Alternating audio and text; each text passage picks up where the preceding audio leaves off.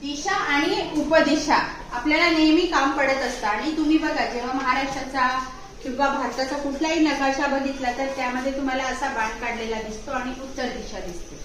मग नेहमी लक्षात ठेवायचं की उत्तरच्या समोरची दिशा दक्षिण आणि उत्तरच्या उजव्या बाजूला असते पूर्व दिशा. आपल्याला दिशांची नावे माहितीये, फक्त लक्षात ठेवताना गोंधळ येतो.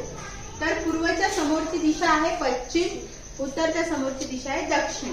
आणि उपदिशांचं बघा, उपदिशा बघा उत्तर आणि पश्चिम मधली आहे वायव्य, यातला वा लक्षात ठेवायचा. उत्तर आणि पूर्व मधले ईशान्य, यातला ई लक्षात ठेवायचा. हे झालं वाई. नंतर बघा पूर्व आणि दक्षिण मधला आग्नेय, यातला आ लक्षात ठेवायचा. आई. आई आपण विसरू शकतो का? नाही. आणि वाई हे काय आहे? थंड हवेचे ठिकाण आहे. मी तुम्हाला मागेच सांगितलं होतं. त्यामुळे वाई आणि आई असा संदर्भ लक्षात ठेवला तर राहिलेली नैऋत्य म्हणजे उपदिशा लक्षात राहतात आपल्या आणि मुख्य दिशा सुद्धा लक्षात ठेवायला मदत होते आपल्याला. राहील ना लक्षात?